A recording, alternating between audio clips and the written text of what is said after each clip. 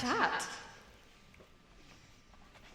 Do you like your statue, Jeremy?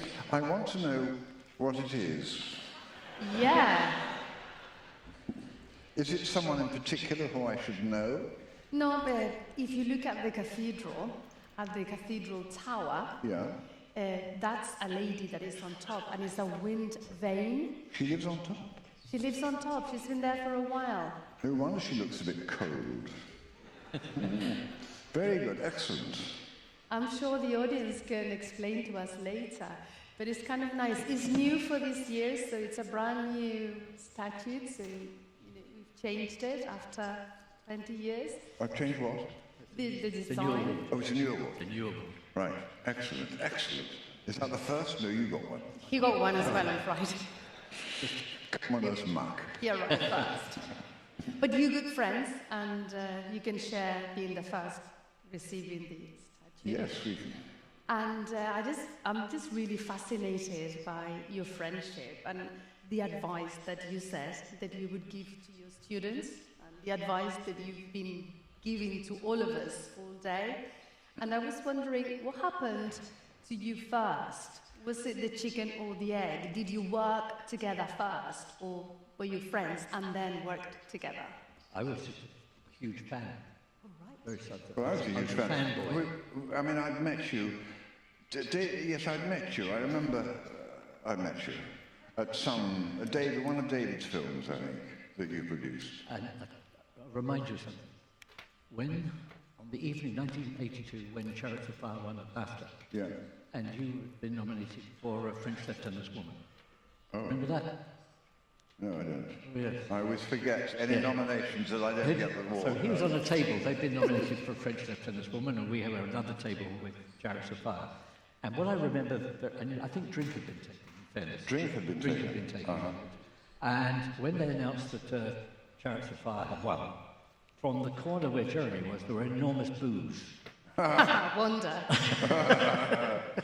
So that was a get-together.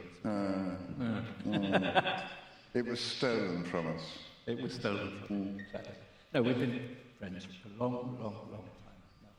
And, yeah, I mean, it's great because, he's an amazing producer. I mean, that film, it's not easy to do a film like that. We were in a foreign country, in Colombia, surrounded by Indians, mosquitoes and rats, and dengue fever. I mean, it was appalling. And he made, and people getting shot by the road because they were carrying cocaine, giving it to the wrong person. It was a nightmare. But he turned it into a sort of sun-seeker's holiday. It was brilliant. You said that you thought that film wouldn't have been made today. No way. Certainly not like that. Probably made an 8-part Netflix series. We are 20-minute episodes. We'd never have been allowed to make it with the freedom we had, because we just went off. I don't know, I'm not sure anyone at Warner Brothers knew where Colombia was. No, I They didn't. couldn't find us in that sense. No, we were given enormous freedom and enormous trust. We talked a lot today about trust. An enormous amount of trust to get on with it. That's an important concept, I think, nowadays. Trust and the human dimension of work. Were you a big team, and how long were you there for? Well, it was about 4 months, wasn't it, beginning to end. We had a layoff in the middle. But mind you, David was wrong to trust, actually, because there was a shot, and there's not actually you didn't see the shot, which is me climbing up the falls. And I remember it was a Friday night, and I talked to one of the crew, and I said, "What are you doing for the weekend?" And he said, "We're shooting." I said, "What are you shooting?" He said, "We're shooting the climb up the waterfall." I said, "But I'm in that." "Oh, I'm not shooting." He said, No, we're not using you. We're using a stuntman." And I said, "But it's a much better these are very, very, like my wife, they're on and off.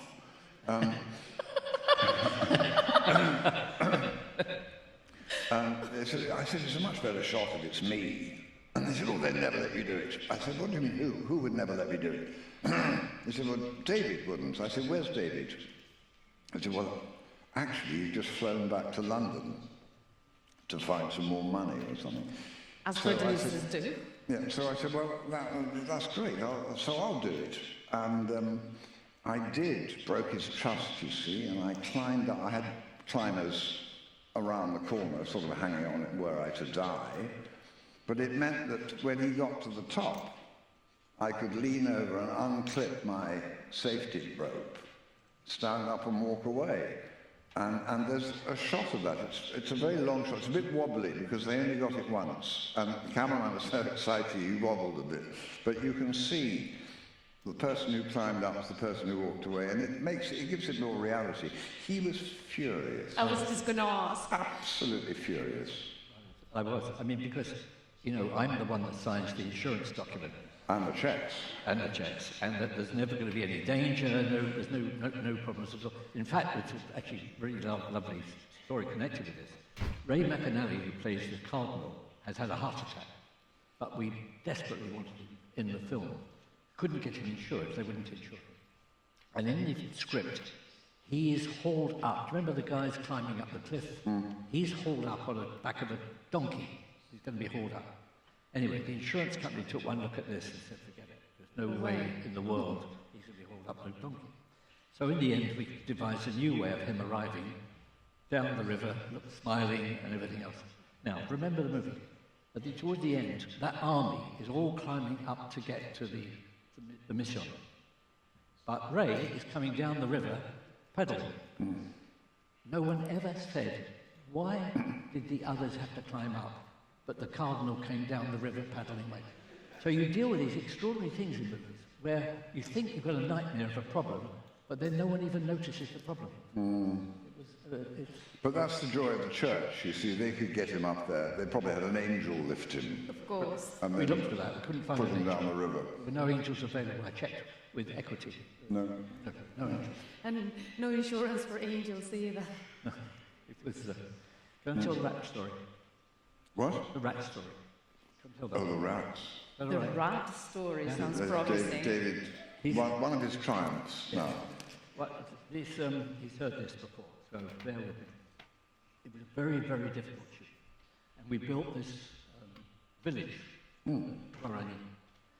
We built it in the wrong place, these stupid white men, and we had to, it flooded immediately, we had to move it.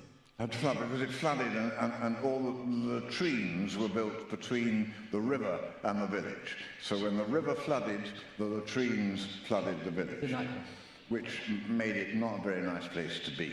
Yeah. So we needed to move it, and we did move it, but then we had, and this is the point of the story, we had an infestation of rats. No idea why, but these jungle rats absolutely infested the whole... Well, that's because the place had been flooded with sewage. The sewage rats. Love it. Anyway, so we've got to get rid of the rats. I'm talking to Bogota about a napalm strike, you know, something pretty exotic. But the Guarani said, it's all right, get our shaman, bring the shaman up from the village. That took about 2 days, but eventually the shaman arrives. Very nice guy. It's all done through interpreters. Can't show we needed you there, actually. Well, I should have been there, actually. Just so you understand, the Indians we used were not from that area. They were from southwest Colombia. And we used some of them, I think about a third of the village. They all thought they'd been told the story, and they all thought they were going to die. They didn't know to act. But they never, because we were paying so much to the village, or David was paying so much to the village, they came as representatives of their village. So they were living in this indigenous village, rather nicer than their own, in fact. But the shaman hadn't come up because he obviously didn't want to die in the film. And so he was still down in southwestern Colombia. David had to fly him up in a helicopter. Bring the shaman up, who's very nice, and explains to the shaman our problem. Our problem is we've got this infestation of rats. We have to get rid of the rats because it's stopping us from shooting. And he nodded and was very nice. He said, well, there's a problem. I need to find the king of the rats, the leader of the rats. No way. Yeah, in order to negotiate.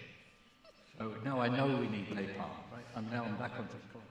So Where did you go? No, so he said, it's going to take a while, off you go. I went back to the hotel, which is about 2 hours away.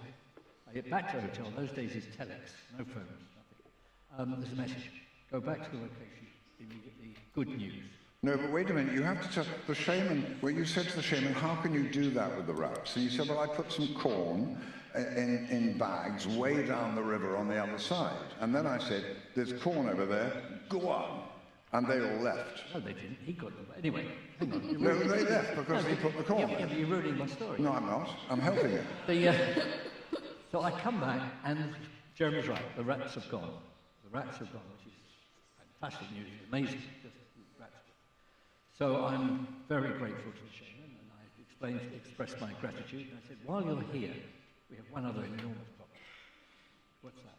I said, mosquitoes. We have these giant mosquitoes. And our construction crew are being bitten to death by mosquitoes. Could you possibly get rid of the mosquitoes as well? And he started to laugh. I mean, laughing and laughing and laughing. He fell down laughing.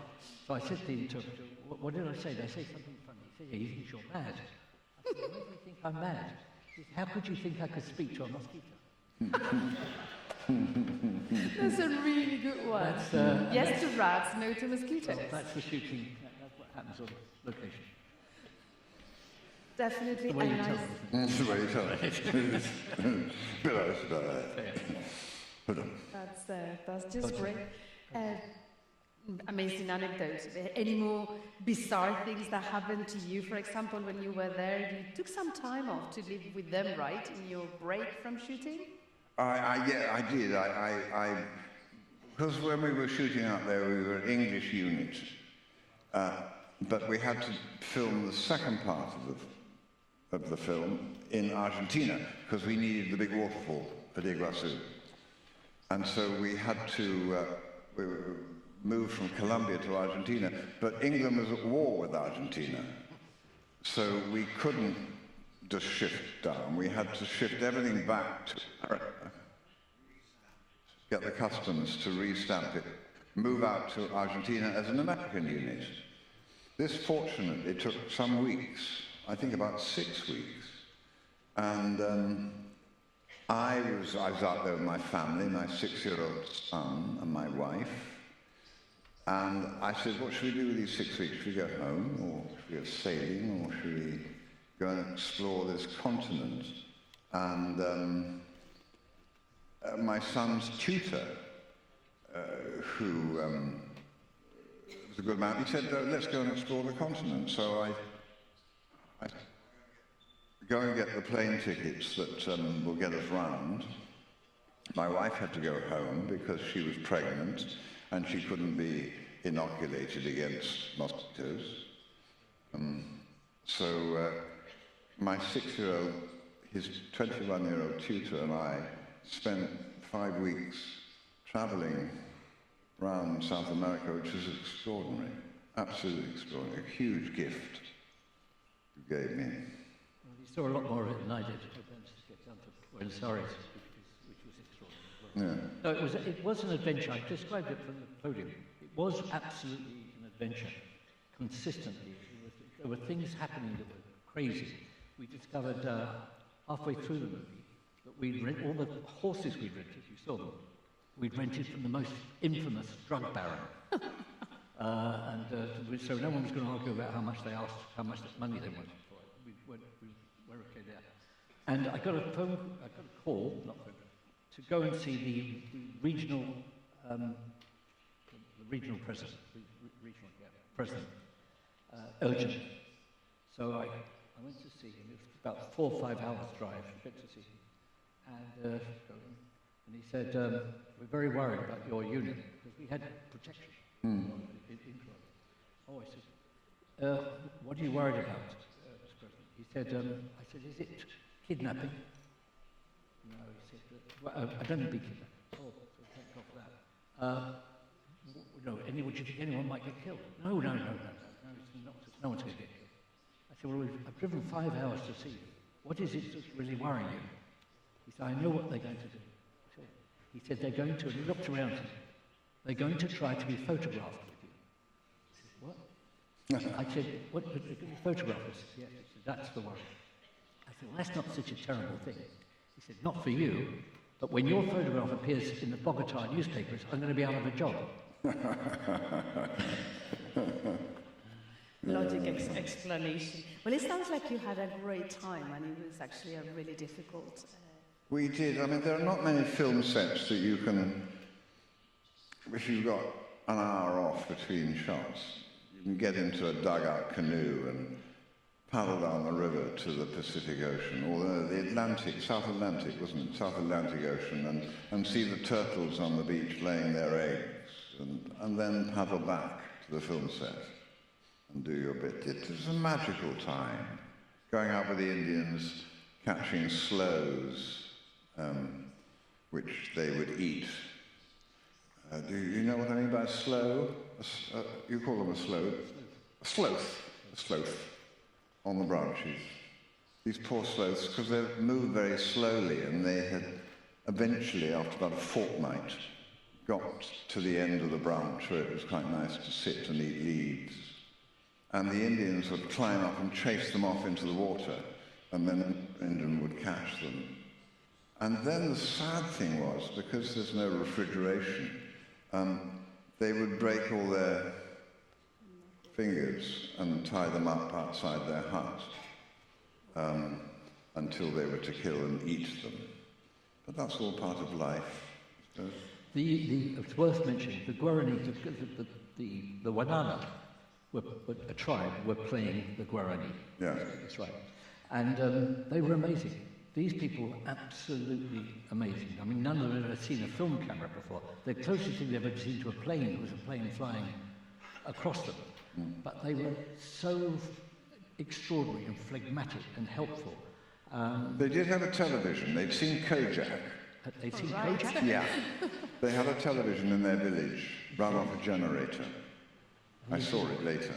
So we should have had tell us about us, yes. But they knew some things. It was a very interesting balance. But they were amazing people. And what's very tragic, they were eventually forced off their land, and they are now a totally destroyed subgroup living in cities. So I mean, all the way they lived, they were water people.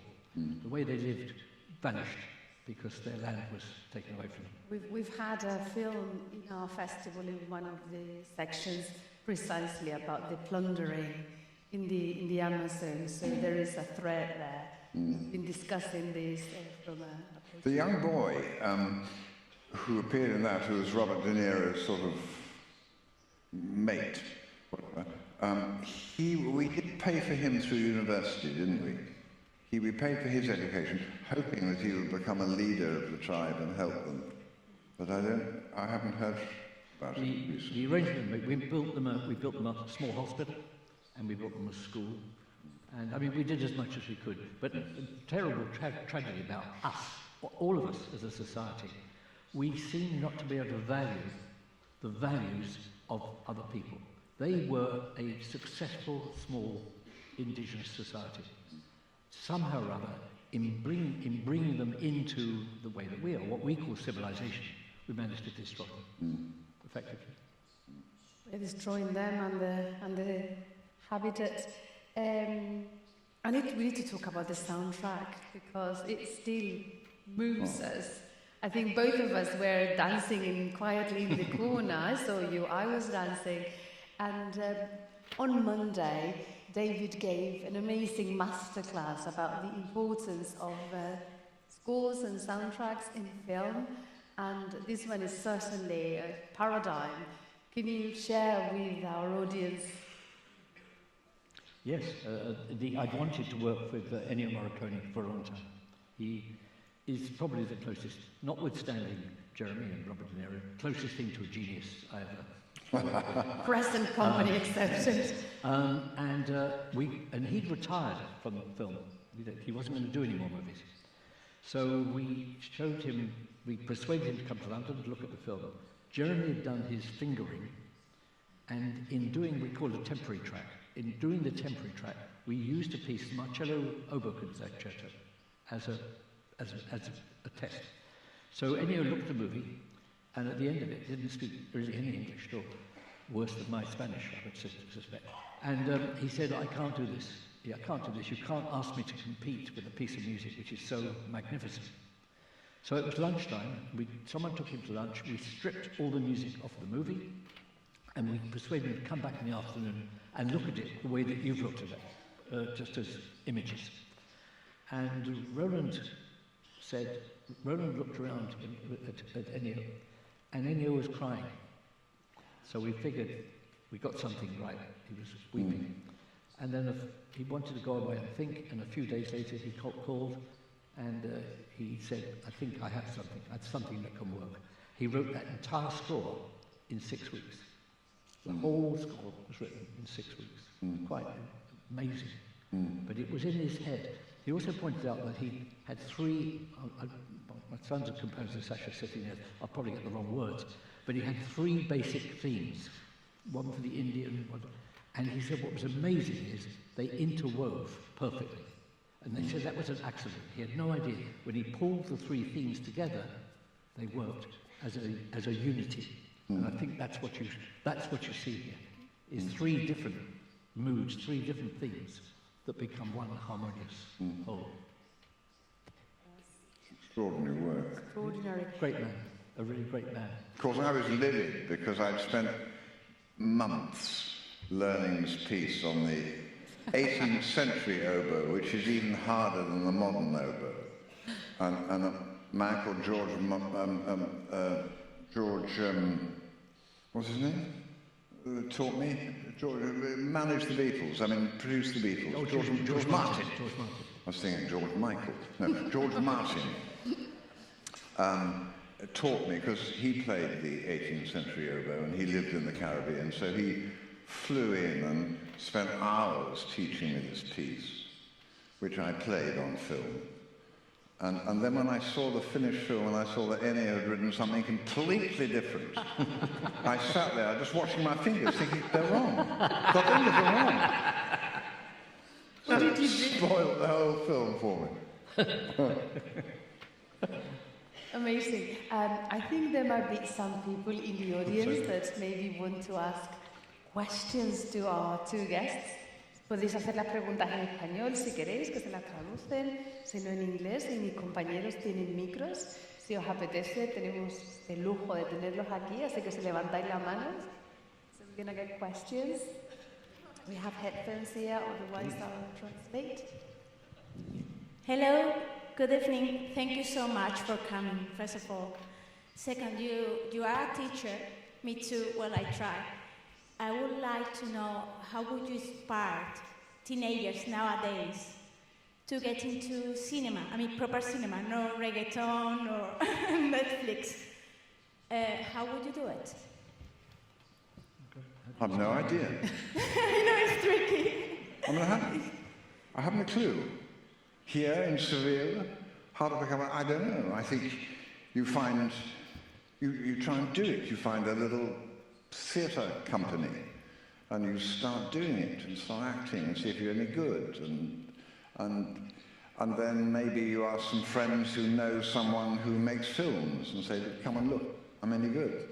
I don't know how you do it. You use your talents to work out how to do it. If you're sitting there thinking, how do I become a film actor? Well, forget it, you won't. Because listen to yourself, see how you, if you want to do it, work out with your own brain how to get the right people to see you, how to learn to do the craft, where to go to do the craft. Read plays, look at movies, go to plays, live in that world. Don't sit and ask, how do I become an actor? Like, how do I become a rocket scientist? Well, you know.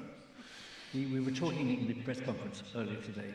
So I teach a lot, and the one commonality amongst all my students, no matter where in the world, it's all the same. They don't see anything like enough movies, nothing like enough movies, and they somehow think that everything started, and I have to admire him, with Steven Spielberg. And the truth of the matter is, you go back, look at Chaplin, look at Buster Keaton, These guys knew exactly what they were doing. And we haven't really evolved that much since then. If you look at the early Chaplin films, they make you cry, but they're silent. How is that possible? So I think the answer is you have to start with an idea. Words help, writing down, typing, whatever it is. It has to start on the page. Everything's on the page. Jeremy reminded me, there's a beautiful line that Jeremy delivers towards the end of the mission, where he says he's arguing really with De Niro about whether he should fight at the end. And I think I'll get it right. You've got the line. If he says if might is right, then there's no place for love in the world. And I don't want to live in a world like that. Now that line was written by Robert Bolt. It's a magical line, and we all recognize that line. We know that's true. If there's no love in the world, what are we doing here? And yet it has to be expressed by somebody. So if you want to make a movie, maybe start just with that line. I believe there is love in the world, and this is how I'm going to prove it. That's a great challenge. And if you can put that down on paper, and then get an iPhone and illustrate it with your friends, you've got a movie. It's not that difficult. We're dealing in a world at the moment so complex, so fraught with danger, so many really dreadful things taking place. The world is screaming out for stories and for hope and for the chance for us to understand each other better, be better people. Those are the stories you have to tell. And Jeremy's right. We're old now. We've done our bit, whether arguable whether we succeeded or not. We now need another generation to offer their version of what hope feels like. You can do that through movies. Thank you so much. To write it down and publish all this advice. I think there is a question over there, and then we go to the back, okay?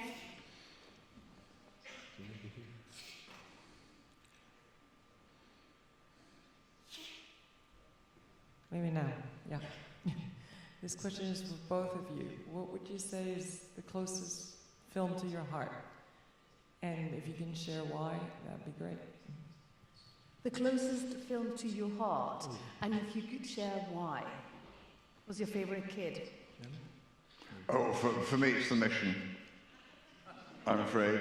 Not just because he's here, or we're talking about it tonight. Just because it's a film about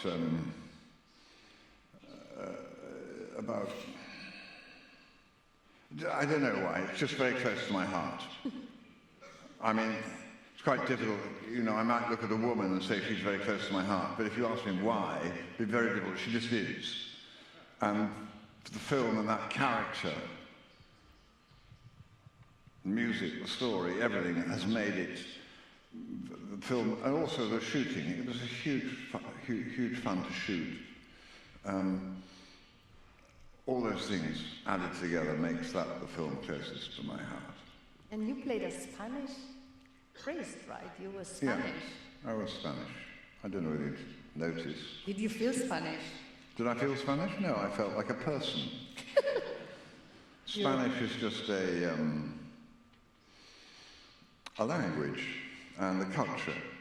But if you're a priest, if you're a Jesuit priest from northern Spain, I'm not sure you're that much different from a Jesuit priest from Dublin or Ireland. A man with faith. I never thought about, I mean, I knew I was Spanish, but I never thought about that.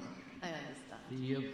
The other day I was leaving one of the screens, and a gentleman came up and introduced himself. He was a professor of politics here in Sevilla.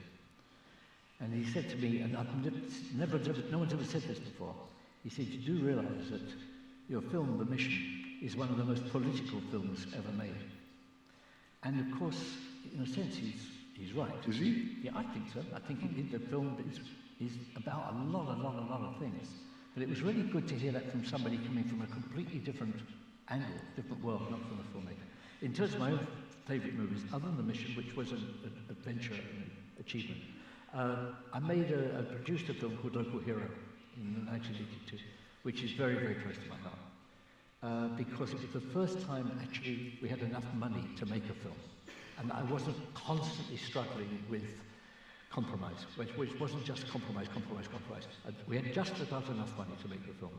We shot it in Scotland, in a beautiful place, and it changed my life. And where Jeremy and I live in West Cork is very largely, I'd like to think, a result of me making that film with local, because I understood what a community was. I'm a city boy. Patsy and I were born in London. I'm a city boy, and suddenly I was working within a small community and realizing how tight and how communities look after each other and care for each other. And that really has been the dominant theme in the last 30 years of my life. And Jeremy lives nearby and probably feels similarly.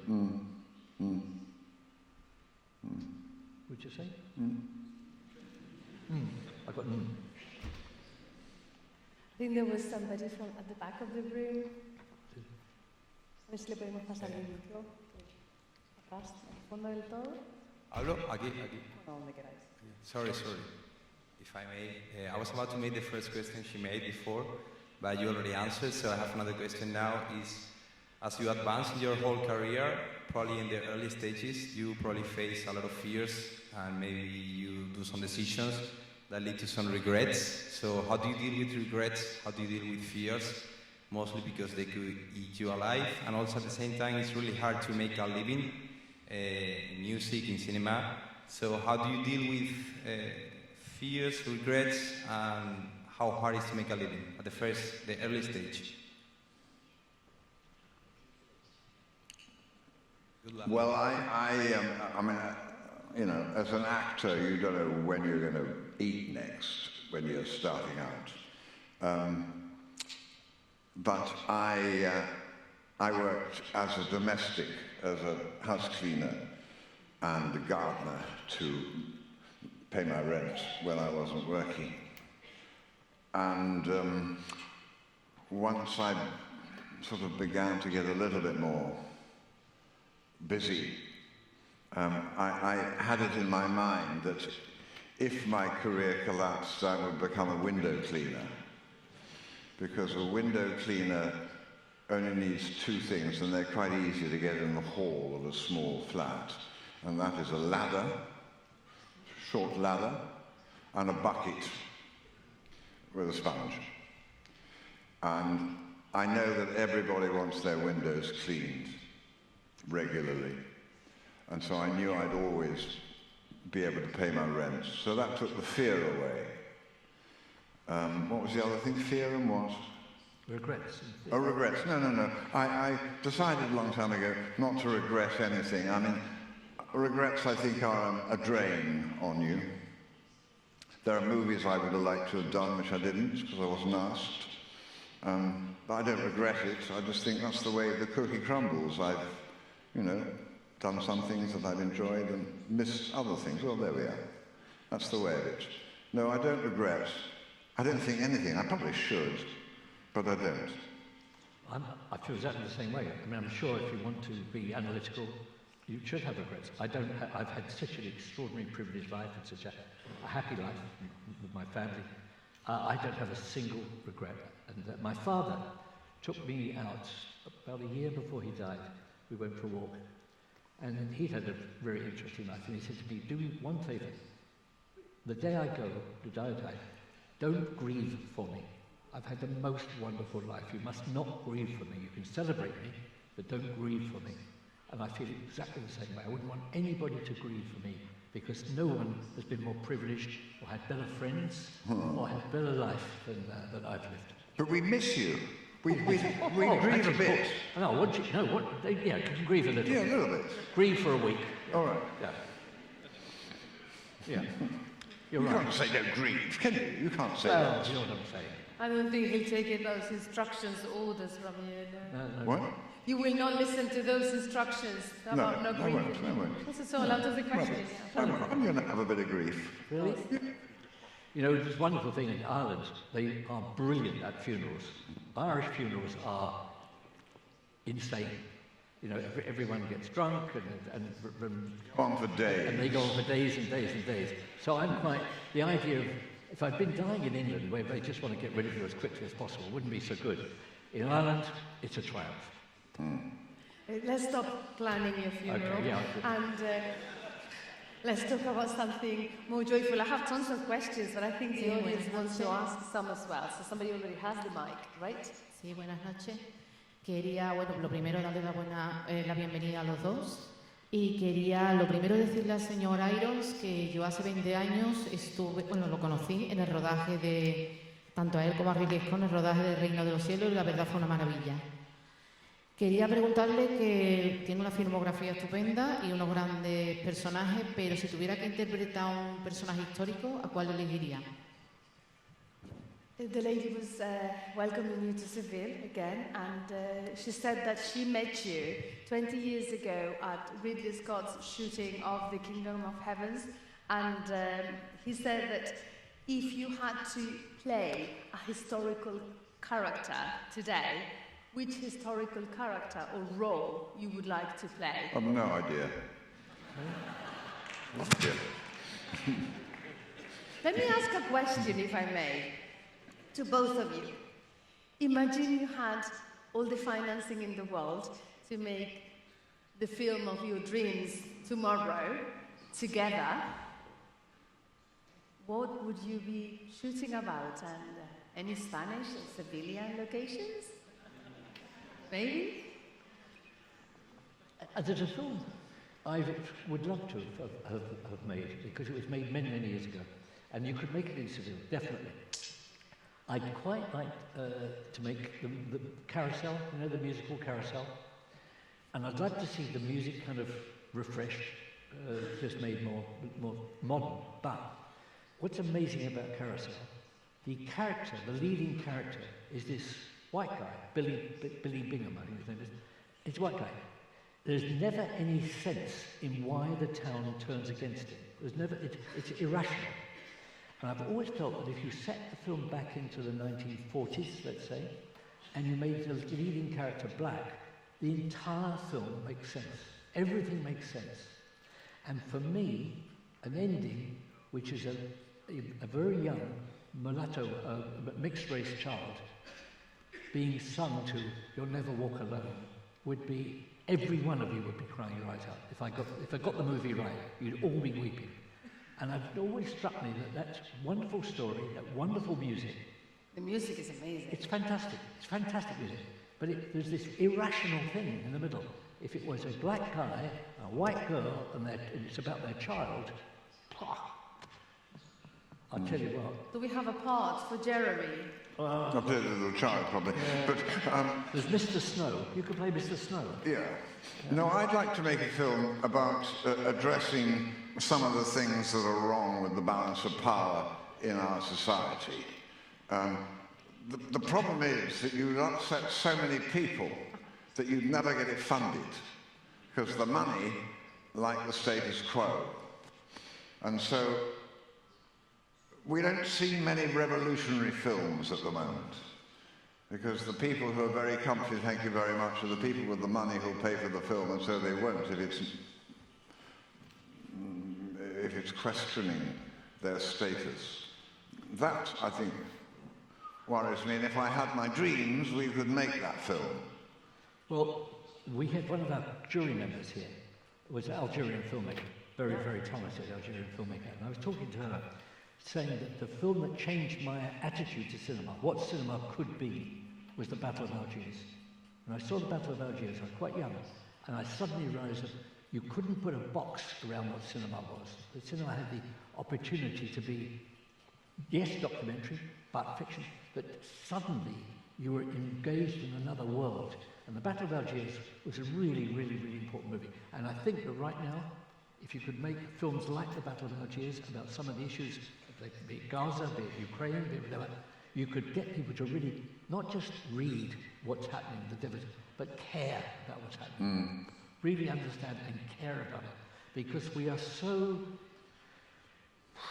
hit by everything going on in the world, we don't have time to care anymore. It's too exhausting.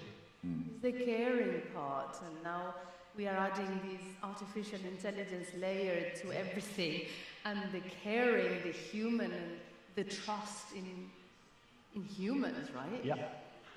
Yes. Our belief in each other, our trust in each other, that's kind of missing from modern cinema. we have like a few ideas for a new film.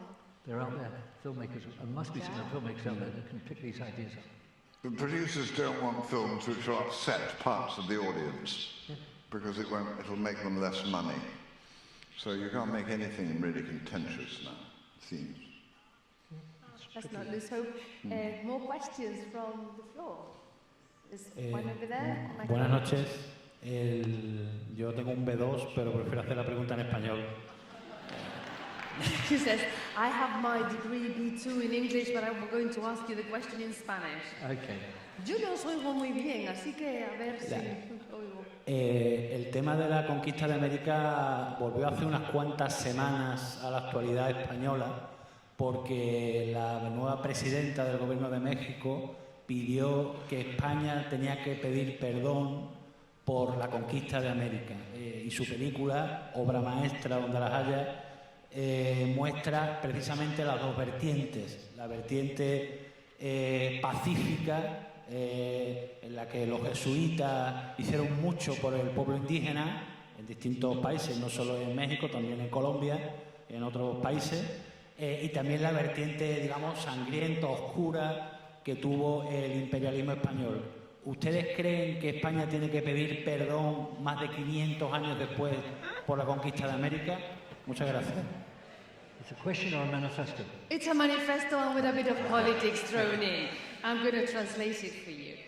Your film talks a little bit about Spain conquering the Americas and colonization, obviously. And very recently there's been some controversy on the news, because when the new Mexican president was sworn in, she asked Spain to apologize for what we did back in the past. And your film deals with this topic masterfully and talks about the two ways of doing it, the peaceful way that the Jesuits did and the more aggressive and dark colonization of the Americas.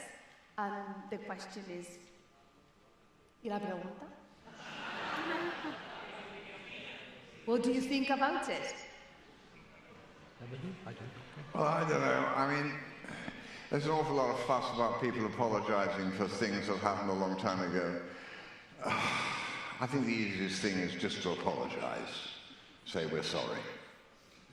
That's very interesting, because we have this in the UK at the moment. So the King Charles was in Africa, and a lot of the African nations asked him to apologise. And he wouldn't. What he said was weird. He said he was really sorry about what had happened, but he wouldn't apologise. Now, what the difference between saying you're sorry about something and apologising? I'm not quite. That's really. I don't really get it. Yeah, that's semantic. But I think the concern is that an apology implies some kind of financial settlement. And I think what they're frightened of is not the moral apology, because that's almost indefensible not to, but it's the financial implications of the apology that become the issue. Yeah. Which is back to money. Once again, back to money. Yeah, we're back to money. Terrible. I think we're going to take una última pregunta, one last question. One last. Couple over there. ¿Le podemos dar el micro?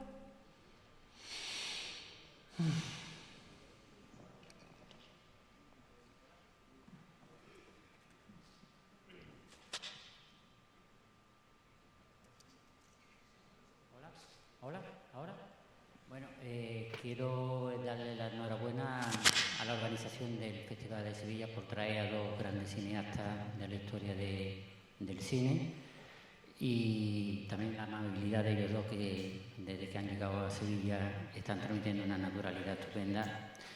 Y yo lo que sí quería preguntarle es por un actor que no está aquí, ya sería demasiado, me imagino, que es Robert De Niro, con quien trabajaron en La Misión.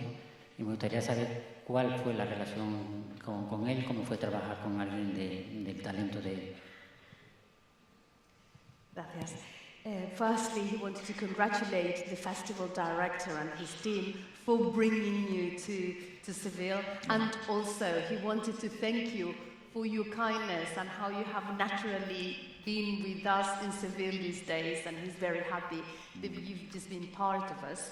And his question is about Robert De Niro and how it was working with him in the film. He's not here with us today, but can you talk about his involvement in the mission?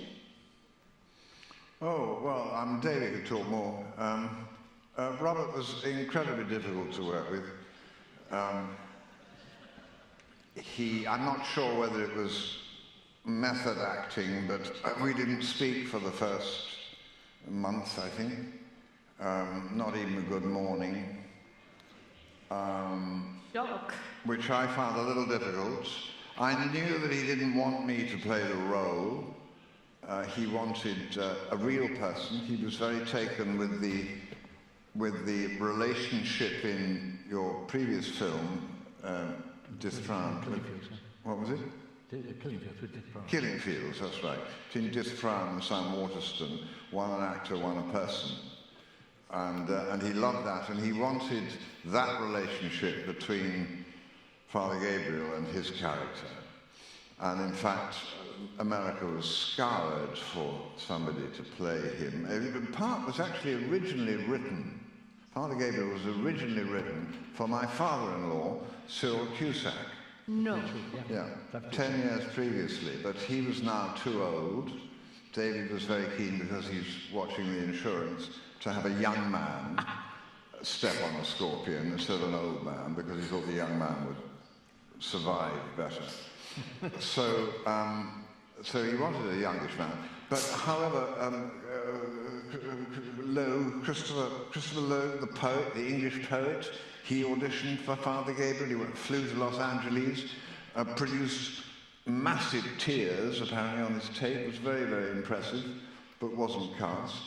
And then Bob called his friend, who did On the Waterfront? Marlon Brando? No, the director.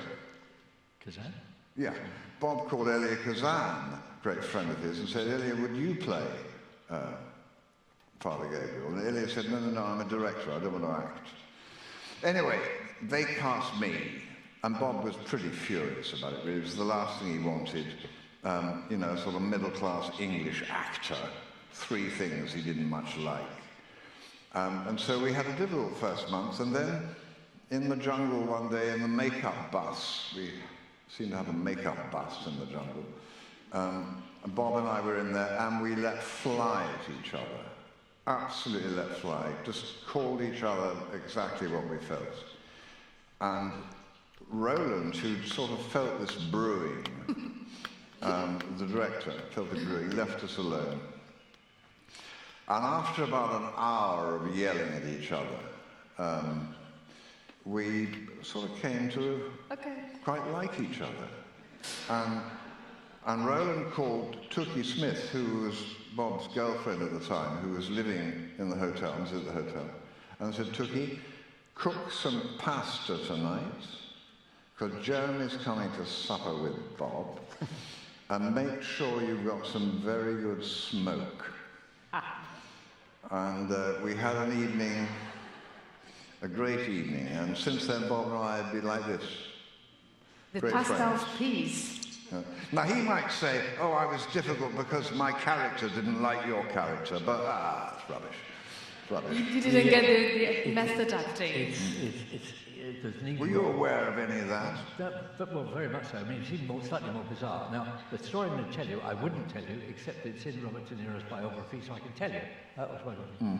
So I met him, Warner Brothers were very keen on De Niro in the film. And I met him in the hotel, Blake's Hotel in London, and I wasn't keen at all, because I had someone in mind for that part, who I thought would be great, who was not well known at the time.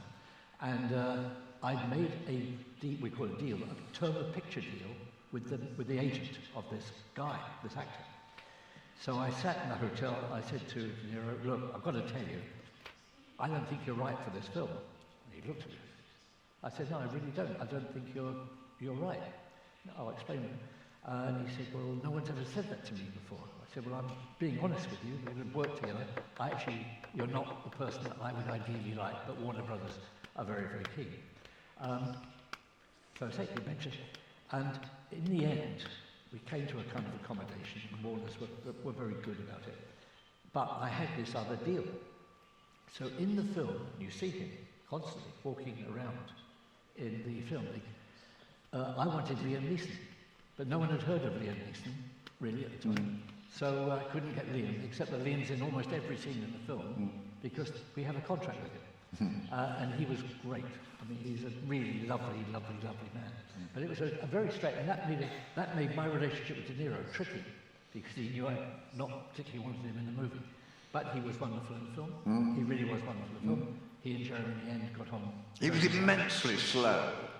Immensely slow. I mean, he's now become, because he's directed his own films since then, so he knows what a pain slow actors are.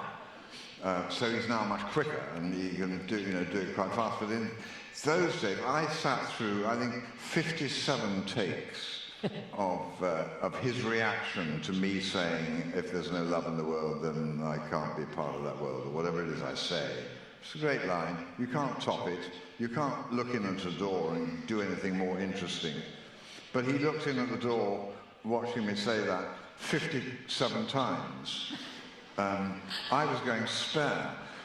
I had a Daniel Berrigan. There's a man in the film, Daniel Berrigan, wonderful man. He was my mentor. He was a Jesuit priest, and he taught me how to be a Jesuit priest.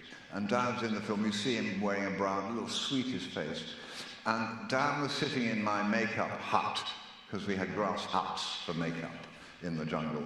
He was sitting in my makeup hut, and I went out and I said, Dan, Roland wants you. This was after about take 35.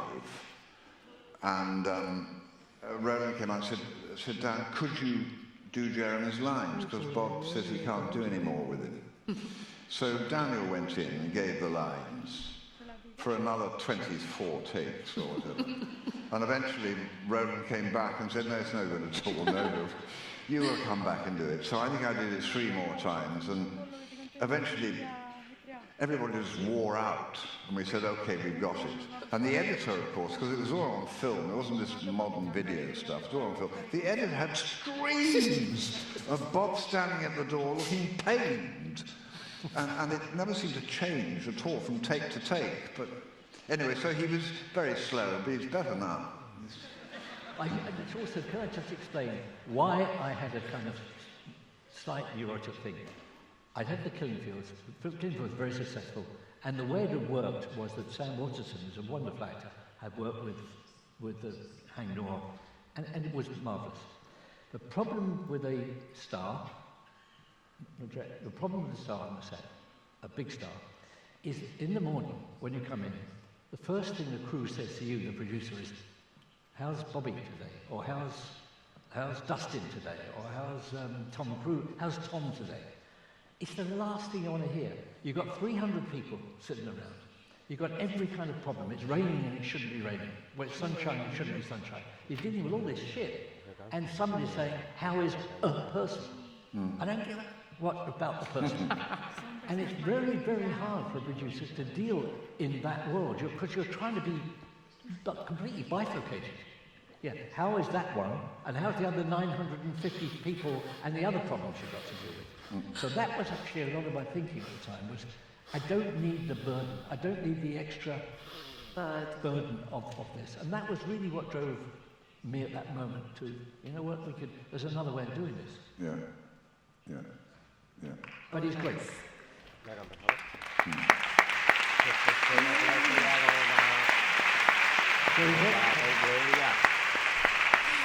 Well, I think Ben and I would stay talking with you for the rest of the evening, but I guess you need some Spanish food for dinner.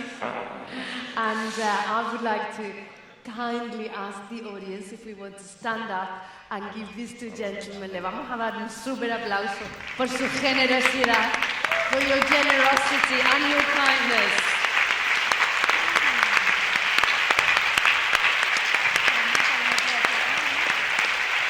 Gracias.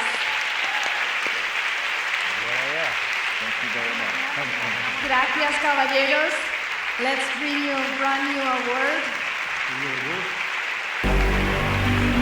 We go that way. Let's go.